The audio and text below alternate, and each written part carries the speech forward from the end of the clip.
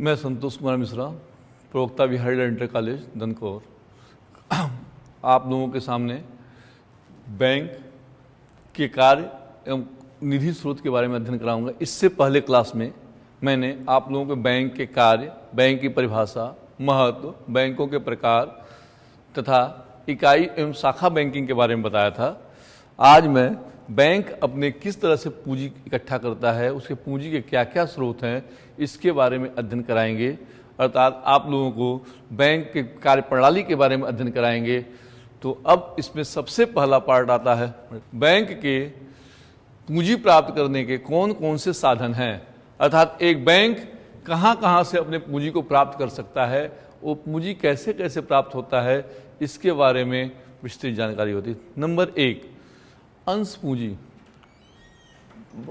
भारत में बैंक का कार्य कंपनी अधिनियम के तहत होता है। अर्थात कोई भी बैंक कभी काम कर सकता है जो कंपनी अधिनियम 1956 या किसी अन्य अधिनियम के अंतर्गत रजिस्टर्ड हो।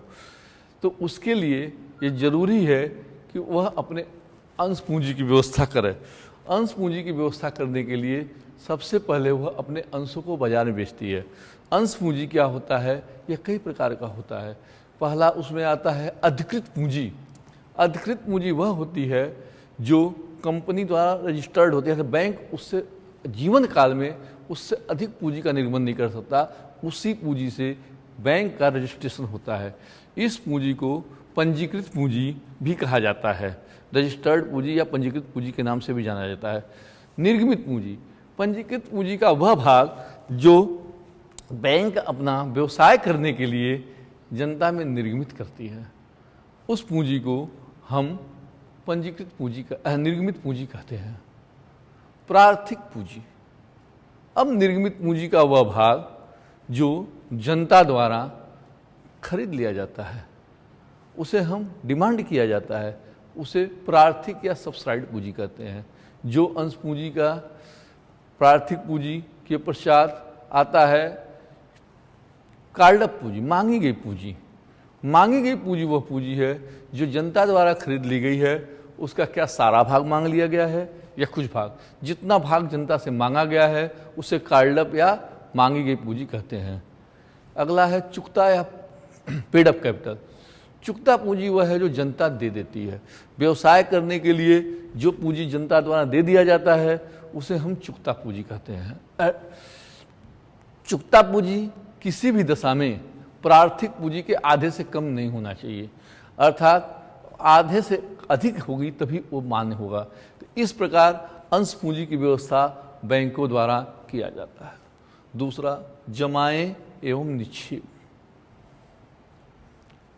कार्यशील पूंजी का एक बहुत बड़ा भाग होता है जमाएं एवं निक्षेप। बैंक ग्राहकों से जमाएं स्वीकार करती है। बैंक अपने यहाँ विभिन्न प्रकार के खाते खोलती है। विभिन्न प्रकार के खातों के माध्यम से पैसा आते हैं। वह पैसा चालू खाता, बचत खाता, अस्थाई जमा खाता, आवर्त जमा खाता, घरेलू गुल्लक खाता आदि के माध्यम से आता है। उस पर बैंक कुछ ब्याज भी देती है। वह उसके पूंजी का एक साधन होता है। इस प्रकार बैंक समय समय पर जनता की जमाएं स्वीकार करती है। जनता के जमाओं के माध्यम से वह अपना व्यवसाय करती है। तो व्यवसाय करने के लिए जमाएं एक महत्वपूर्ण भाग होते हैं। बिना जमाओं के बैंक के पूंजी कोई, उसकी समस्त पूंजी का अधिकांश भाग जमाओं के रूप में आता है। अगला नेक्स्ट, ऋण। ऋण, लोन। बैंक ऋण के माध्यम से भी अपने व्यापार का संचालन करती है। उसके पूंजी का एक महत्वपूर्ण भाग ऋण होता है। बैंक केंद्रीय बैंक से या अन्य व्यापारिक बैंक या साथी बैंकों से समय समय पर अल्पकालिक, दीर्घकालिक या शॉर्ट नोटिस के आधार पर ऋण लेती हैं और उन्हें ब्याज देती हैं ताकि उनकी साख बनी रहे और अपने मांग की पूर्ति कर सकें। इस प्रकार ऋण के साधन से वह अपनी पूंजी की व्यवस्था करती हैं। आरक्षित निधि, यह बहुत महत्वपूर्ण होता है। रिजर्व बैंक का समय समय पर नियम बदलता है, उसके आधार पर आरक्षित निधि यानी आरक्षित कोष का, रिजर्व कोष का प्रतिशत बढ़ता रहता है। प्रत्येक बैंक अपने जमा धनराशि का एक भाग आरक्षित निधि के रूप में रखती है। नगद कोष या कुछ भाग रिजर्व बैंक के यहाँ रखा जाता है ताकि कभी भी डिमांड के समय उससे उसकी पूर्ति की जा सके। यह अलाभकारी विनियोग होता है, फिर भी इसे समय समय पर रखना आवश्यक होता है। प्रत्येक बैंक अपने समस्त जमा राशि का अधिकांश एक भाग इसके रूप में रखता है। इस जैसे जैसे देश की आवश्यकताएं होती हैं, व्यापार की गति होती हैं, उसके आधार पर आरक्षित निधि का उपयोग घटता बढ़ता रहता है। अर्थात कुल मिलाकर आरक्षित निधि समय समय पर परिवर्तित होती रहती है। साख का निर्माण यह बैंक की पूंजी का सबसे महत्वपूर्ण पार्ट होता है। बैंक अपने जमाओं के माध्यम से व्युत्पन्न जमाएं उत्पन्न करती हैं, साख का निर्माण करती हैं। जब साख का निर्माण होता है तो साख के माध्यम से ही बैंक अपने समस्त पूंजी में वृद्धि करती है। बैंक की ये क्षमता होती है, यदि वह 100 रुपये कहीं से जमा की है तो कम से कम 1000 रुपये तक ऋण दे सकती है। उसके माध्यम से वह साख का निर्माण करती है। यह साख का निर्माण कैसे किया जाता है, यह प्रक्रिया आपको समझाने की मैं कोशिश कर रहा हूँ कि साख बैंक कैसे करती है। साख के निर्माण की प्रणाली। साख निर्माण में 2 प्रोसेस होते हैं। पहली प्रोसेस बैंक नोट निर्गमन द्वारा साख का निर्माण करती है। प्रत्येक देश का केंद्रीय बैंक जो होता है अब मुद्रा की आवश्यकता के अनुसार नोट निर्गमन का कार्य करता है।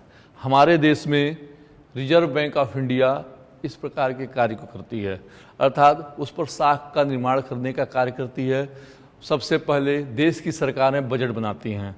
जब देश की सरकार को घाटे का बजट बनता है तो उसकी पूर्ति देश की केंद्रीय बैंक अर्थात रिजर्व बैंक ऑफ इंडिया जो है नए नोट छाप कर नए नोटों का निर्गमन द्वारा पूर्ति करती हैं।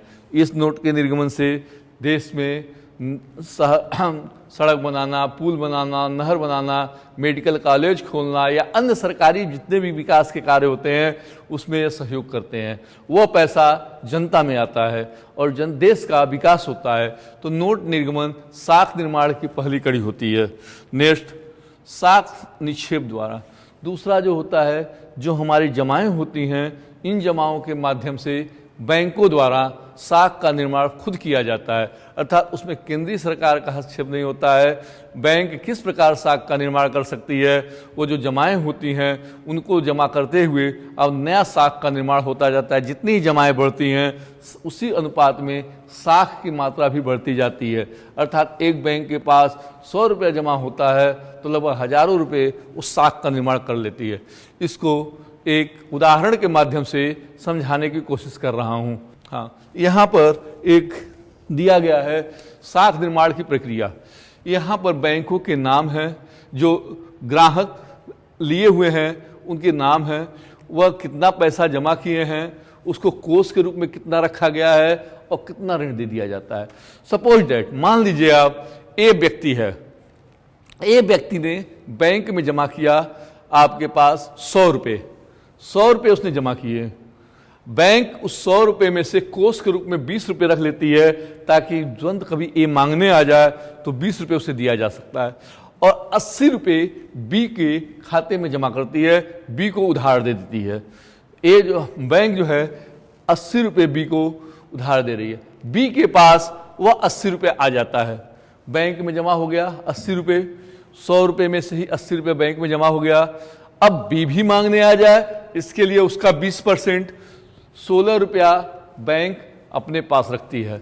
बैंक अपने पास 16 रुपया रखकर बाकी के 64 रुपये को उधार देती है।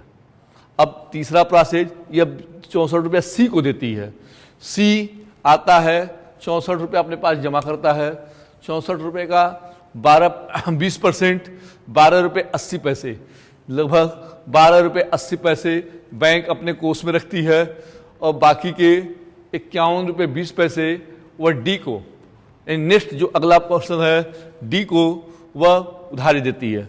डी अपना 51 रुपये 20 पैसे बैंक में जमा करता है, 51-20 का 20% यानी 10 रुपये कुछ पैसे वह कोष में रखता है, और बाकी के 41 रुपये कुछ पैसे 40 रुपये 96 पैसे वह लोन दे देता है ई को। ई के पास 40 रुपये 96 पैसे इस प्रकार आके जमा होते हैं। उसमें से कोष में उसका 20% 8 रुपये 19 पैसे रखा जाता है, बाकी के 32 रुपये 77 पैसे डी एफ को लोन दिया जाता है। वैसे एफ का जो जमा होता है उसका 20% कोष रखकर बाकी 80% लोन दिया जाता है। फिर जी पाता है, एच पाता है, ऐसे ऐसे करते हुए आता है नेक्स्ट जेड पर। जेड के पास स्थिति ये होती है कि 38 पैसे लोन मिलते हैं। 38 पैसे में 6 पैसे वह क्या होता है रखकर बाकी 32 पैसे अगले पार्टी को लोन देता है। इस प्रकार A dash, B dash, C dash, D dash कुल मिलाकर चलता जाता है। और अंत में क्या होता है कि इसका 5 गुना, क्योंकि 20% कोष रख रहे हैं तो 5 गुना साख का निर्माण, बैंक में जमा रकम 500 रुपये हो गई, कोष में उसके पास 100 रुपये हो गए और 400 रुपये लोन के रूप में दिखाया जाएगा। अगर हो सकता है यह कोष की मात्रा 10% हो तो साख का निर्माण बढ़कर 1000 हो जाएगा। अगर 40% हो तो साख का मात्रा 250 हो जाएगा। तो ये बैंक जब चाहती है साख का विस्तार करना चाहती है तो साख को बढ़ाना चाहती है तो कोष की मात्रा घटा देती है और ऋण बढ़ा देती है। अगर बैंक जो है साख की मात्रा को कम करना चाहती है तो ऐसे देश में यहाँ पर कोष को बढ़ा देती है और ऋण की मात्रा को कम कर देती है, साख की मात्रा कम हो जाती है। तो इस प्रकार साख के निर्माण की प्रक्रियाएं पूरी होती हैं। साख निर्माण की सीमाएं, परिसीमाएं, कमियां, साख निर्माण की क्या क्या कमियां हैं। आपने अभी साख निर्माण कैसे होता है समझ लिया। साख निर्माण की जब कमियों के बारे में आते हैं तो पहली कमी है देश में नगद मुद्रा का परिमाण। साख निर्माण इस बात पर निर्भर करता है कि देश में नगद मुद्रा कितनी है। अगर देश में नगद मुद्रा अधिक है तो साख निर्माण अधिक हो सकता है, अगर नहीं है तो बैंक चाहते हुए भी साख का निर्माण नहीं कर सकता है। नेक्स्ट, जनता द्वारा नगद द्रव्य के उपभोग की मात्रा। जनता नगद का उपयोग कैसे करती है, कितना करती है। अगर किसी देश में बैंकों का विकास अधिक नहीं है, जनता नगद का अधिक प्रयोग करती है तो साख का निर्माण नहीं हो पाएगा। इसके विपरीत एटीएम, क्रेडिट कार्ड या अन्य ट्रांजैक्शन के, ऑनलाइन ट्रांजैक्शन के माध्यम से जनता प्रयोग करती है, डिजिटल पेमेंट करती है, तो वहाँ पर आपका जो है मुद्रा साख निर्माण आसानी से तेजी से होगा। मगर यह जो है चीज़ें नगद प्रयोग अगर ज़्यादा हो रहा है तो साख की मात्रा में वृद्धि, निर्माण में वृद्धि नहीं हो पाती है। बैंकों द्वारा रखा जाने वाला नगद कोष, यह भी एक सीमा है। बैंक में नगद कोष की रखना अनिवार्यता है। कितना कोष रखा जाए यह उसकी सीमाओं में आता है। अगर रिजर्व बैंक का आदेश आ गया कि नगद कोष की मात्रा को बढ़ा दिया जाए तो बैंक चाहते हुए भी साख की मात्रा को नहीं बढ़ा सकता, अतः उसकी ये कमियां होती हैं। केंद्रीय बैंक की नीति, समय समय पर देश के केंद्रीय बैंक जो होते हैं उनकी नीतियां लागू होती हैं।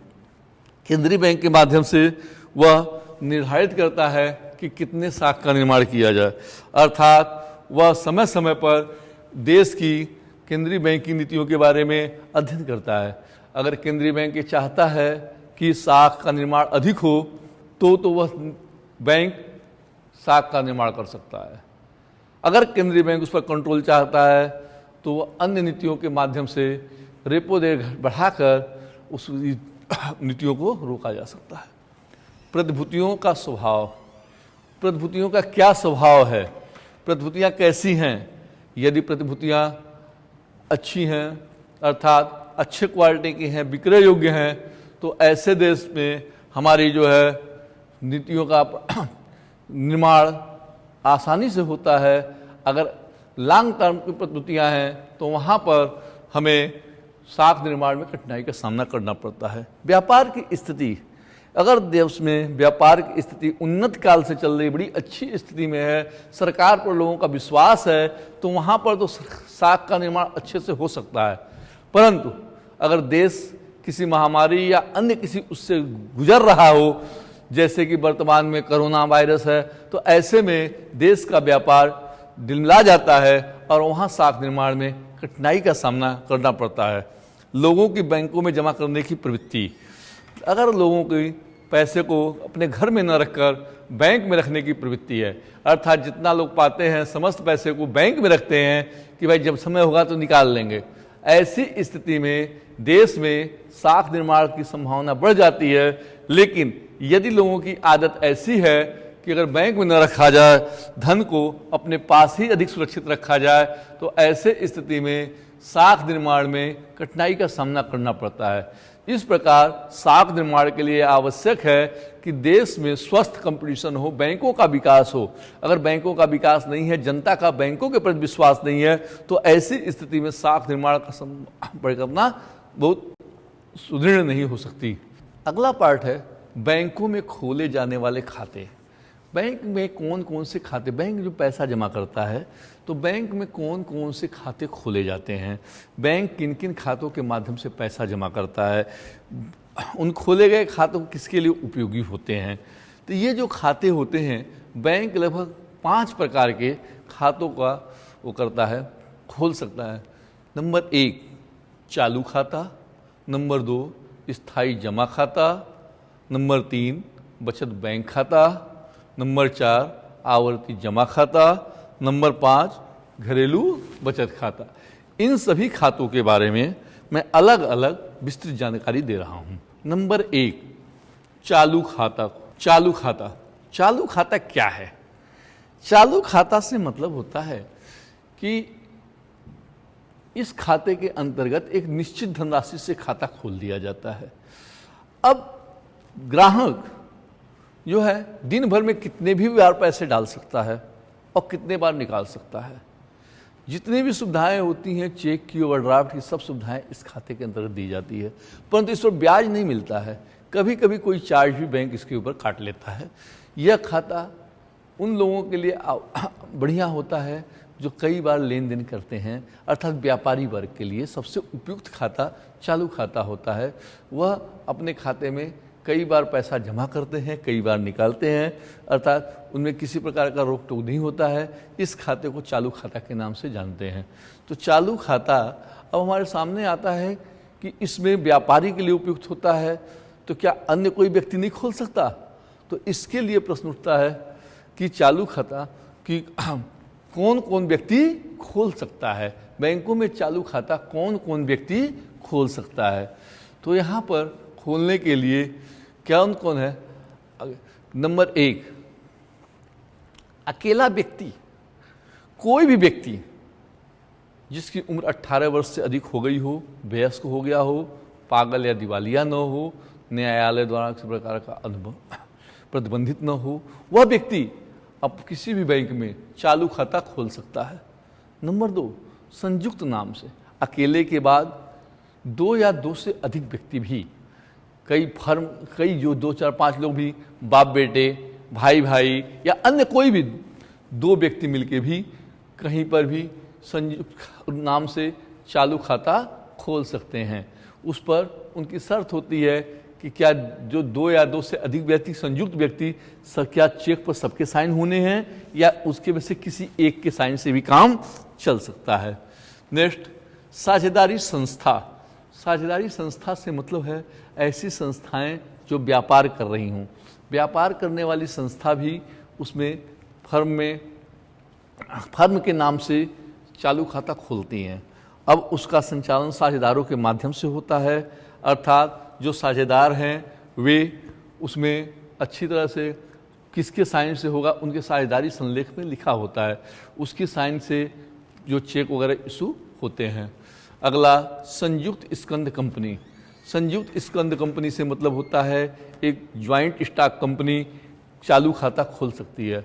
उसका संचालन उसके सचिव या मैनेजर, जनरल मैनेजर, जिसको अथॉरिटी दी जाती है, उस पावर के हिसाब से वे उसमें अपने खाते का प्रयोग करते हैं और वह अपना लेन देन करते हैं। नेक्स्ट गैर व्यापारिक संस्थाएं। जो गैर व्यापारिक संस्थाएं हैं, जो व्यापार का कार्य नहीं करती हैं, एग्जाम्पल स्कूल, धर्मशाला, गौशाला, धर्मशाला या मंदिर, ऐसे ट्रस्ट भी हैं जो अपने नाम से, जो बिजनेस का काम नहीं करते हैं, अपने नाम से चालू खाता खोल सकते हैं। उनमें प्रतिनिधि द्वारा दिया गया होता है, किसको अधिकार है वह उस पर उस अधिकार का प्रयोग करते हुए चेकों का निर्गमन या खाते का संचालन कर सकता है। चालू खाता खोलने पर बैंक से प्राप्त होने वाली सामग्री। जब बैंक चालू खाता कोई ग्राहक खोलता है तो चालू खाता में बैंक उन ग्राहकों को क्या क्या सामग्री देती है। सबसे पहले बैंक विवरण। चालू खाता खोलने वाले को बैंक उसकी आवश्यकता अनुसार जब भी मांगता है तो स्टेटमेंट यानी विवरण देने का कार्य करती है। वह किसी भी समय बैंक से स्टेटमेंट ले सकता है, अपने खातों का विवरण ले सकता है, कितना पैसा जमा है, कितना निकाला गया है, कैसे है, कौन लेन देन कर रहा है, क्या नहीं कर रहा। Next, chequebook.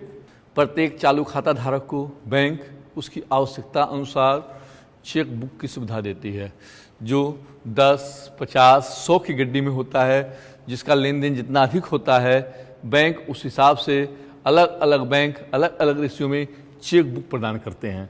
अर्थात उस चेक बुक के माध्यम से वह ग्राहक किसी को भी पेमेंट कर सकता है।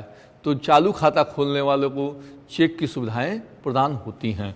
नेक्स्ट, जमा की पुस्तक। चालू खाता खाता खोलने वाले को एक जमा स्लिप या जमा पुस्तक मिलता है। उस जमा पुस्तक में 2 पार्ट होते हैं, एक तरफ जो अपने पास रखा जाता है, दूसरा बैंक में। जब भी वो पूरी पुस्तक का गड्डी ही जो है चालू खाता ग्राहक को दे दिया जाता है। अब जब पैसा जमा करना होता है तो अपने व्यापार से या अपने घर से ही वो ग्राहक उसमें रकम भर लेता है और भर के ले जाके बैंक के पास खिड़की पर लाता है, रकम देता है और उसे मुहर लगाकर बैंक उसका आधा पे स्लिप अपने पास रख लेती है, जमा की पर्ची, और दूसरा पार्ट इसमें लगे हुए ग्राहक को वापस कर देती है, जो रिकॉर्ड होता है कि बैंक में हमने कितना पैसा जमा किया। चालू खाता खोलने के लाभ। अब चालू खाता खोलने के कौन कौन से लाभ हैं? चालू खाता खोलने के निम्नलिखित लाभ हैं। नंबर 1, लेन देन की सुविधा। अर्थात हम दिन भर में कई बार रुपया जमा कर सकते हैं, रुपया निकाल सकते हैं। इस प्रकार हमें इसकी सुविधा मिलती है। तो चालू खाता के माध्यम से हमें लेन देन में सुविधा मिलती रहती है। अगला, नेक्स्ट, जमा राशि में कोई अधिकतम सीमा नहीं। चालू खाता खोलने वाले ग्राहकों को यह लाभ होता है कि वो कितनी भी धनराशि चालू खाते में जमा कर सकता है।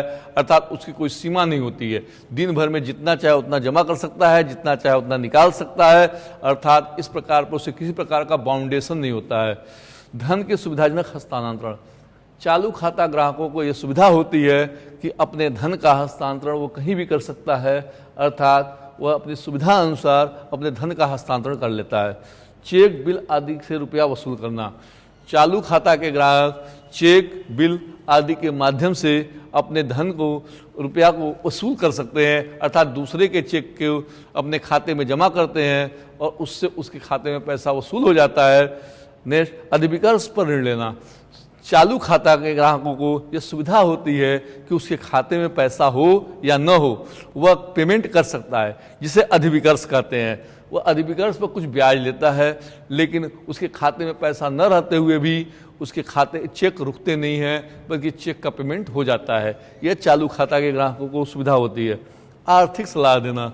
आर्थिक सलाह से मतलब है ऐसा सलाह जो समय समय पर अपने ग्राहकों को बैंक देता रहता है। जो चालू खाता के ग्राहक हैं उनको समय समय पर आर्थिक सलाह देता है कि अपने धन को कहाँ विनियोग किया जाए, किन पद्धतियों में विनियोग किया जाए, किससे अधिक लाभ होगा।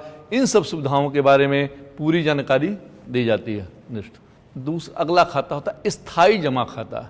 स्थायी जमा खाते को हम इंग्लिश में फिक्स्ड डिपॉजिट कहते हैं, FD। यह उन लोगों के लिए उपयुक्त होता है जो रखे हुए धन पर ब्याज से अपने खर्चे चलाना चाहते हैं। अर्थात इसमें ब्याज की दर अधिक होती है, एक निश्चित आय मिलती रहती है और इसमें सबसे बड़ी बात है यह निश्चित समय के लिए ये जमा किया जाता है। उस समय से पूर्व इसमें कोई भी धन निकाल नहीं सकते हैं। अगर निकालते हैं तो ब्याज की दर कम हो जाती है। अर्थात इसे हम स्थायी जमा के नाम से जानते हैं। स्थायी जमा में सबसे ज़्यादा ब्याज मिलता है। इसमें ब्याज की रकम से हम कहीं भी विनियोग करके या उसको लाभ कमा सकते हैं। स्थायी जमा खाते के कौन कौन से लाभ हैं? अस्थायी जमा खाते के निम्नलिखित लाभ हैं। नंबर 1, अधिक ब्याज प्राप्त होना। इसमें सबसे अधिक ब्याज प्राप्त होता है, अर्थात इसमें सामान्यतः समय के हिसाब से ब्याज में परिवर्तन है, फिर भी 6% से अधिक ब्याज प्राप्त होता है। अन्य किसी खाते में इतना ब्याज नहीं प्राप्त होता। धनराशि की सुरक्षा।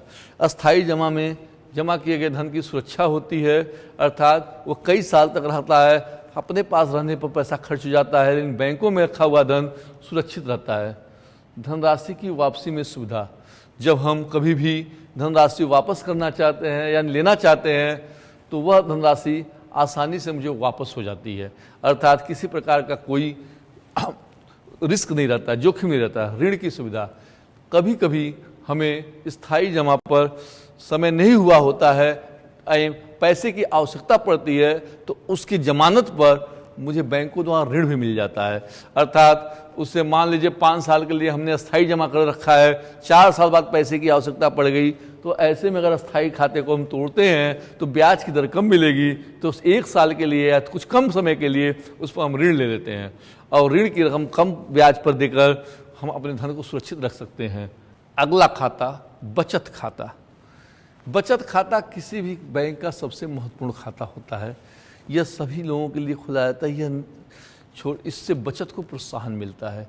इससे छोटी छोटी रकमों को बैंक में जमा करके एक विशाल पूंजी प्राप्त की जाती है, अर्थात इस खाते के अंतर्गत दिन महीने में या सप्ताह में अलग अलग टाइम होता है। एक सप्ताह में 2 या 3 बार रुपया निकाल सकते हैं तथा कई बार जमा कर सकते हैं। इसमें एक निश्चित दर से छोटी मगर निश्चित दर से ब्याज भी मिलती है। इसमें एटीएम की सुविधा मिलती है, चेक की सुविधा तो यह जो है सभी लोगों के लिए, निश्चित नौकरी पेशा करने वालों के लिए या अन्य लोगों के लिए बचत को प्रोत्साहन करने के लिए सबसे महत्वपूर्ण खाता हमारा बचत खाता होता है।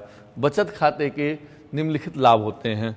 नंबर 1, मितव्ययिता को प्रोत्साहन करना, यानी यह खाता कम खर्चीला होता है, यानी मितव्ययी होता है। मितव्ययी होने का मतलब होता है इसमें हम बचत, जैसे मान लीजिए हमारी आमदनी 10,000 रुपये है, अगर हम बैंक में रखे हुए हैं तो 10,000 में से हम 5,000 रुपये निकाल के लाते हैं, तो 5,000 खर्च होने के बाद अगर आवश्यकता 2,000 की पड़ी तो थोड़ा सा हमें आलस आता है बैंक से, तो उससे हमारा खर्चा कुछ दिन टल जाता है। मगर अपने पास अगर वो रखा हो तो तत्काल 2 की जगह 3,000 खर्च हो जाएगा। तो इससे जो है मितव्ययिता को ज़्यादा खर्चीलापन होता है। बचत बैंक हमारे जो है मितव्ययी होने का आदत डालती है। चेक की सुविधा, मैंने जैसे कि पहले ही बताया कि इसमें चेक की सुविधा होती है। चेक की सुविधा से मतलब है कि बचत खाता धारक को बैंक द्वारा चेक मिलता है और चेक के माध्यम से अपने अन्य लोगों को भुगतान कर सकते हैं। साथ ही साथ अगर दूसरे का चेक है तो उसे अपने खातों में डालना है, तो कलेक्शन का भी काम होता रहता है।